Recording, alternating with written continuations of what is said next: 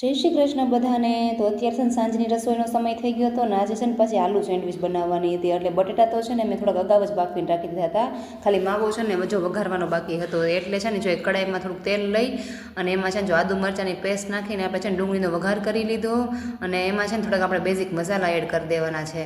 એટલે ધાણા જીરું અને ખાલી હળદર જ નાખી હતી, કેમ કે મરચાં છે ને ઓલરેડી તીખા હતા. એટલે પછી તો છે ને જો એમાં બટેટાનો માવો એડ કરીને રાખી દીધો અને ઉપરથી આપણે લીંબુ અને ધાણા નાખી દીધા. એટલે જો તૈયાર થઈ ગયો તો આપણો સરસ મજાનો માવો. એ પછી તો છે ને જો મેશવાનું થોડુંક શાક બનાવી નાખ્યું હતું ને રોટલી કરી નાખી, કેમ કે મેશવા તો કંઈ સેન્ડવિચ ખાશે નહીં. મેશવાનું છે ને થોડું ગૌઠા માણા જેવું છે. એ છે ને શાક રોટલા સિવાય બીજું કંઈ ખાતે નથી. અને મેશવાનું પણ કીધું પહેલાં મેશવાન જમાડી લે, આપણે છે ને થોડુંક નિરાતે જમવું છે. એ પછી જો મેશવાને જમાડીને હું છે ને ફરી પાછી સેન્ડવિચની તૈયારીમાં લાગી ગઈ હતી. ને આ વખતે મારે છે ને પાછી ગ્રીન ચટણી બનાવવાનો ટાઈમ નહોતો રહ્યો. એટલે થોડીક શેજવાન ચટણી અને ટોમેટો કેચઅપ નાખીને આપણે છે ને એક સોસ તૈયાર કરી લીધો. સોસ તૈયાર થઈ ગયા પછી મેશવાન પપ્પાનો પણ ઓર્ડર આવી ગયો કે મારા માટે છે ને ડુંગળી ટમેટાની કાચી પણ બનાવજે. મેં તો કાંઈ વાંધો નહીં, ચલો મેં તો તમારી પણ ઈચ્છા પૂરી કરી દઈએ. તો એની છે ને જો ડુંગળી ટમેટા અને કાકડી નાખીને અને છે ને ચીઝ નાખીને ગ્રેટ કરીને એને જો એનો પણ બનાવી દીધી.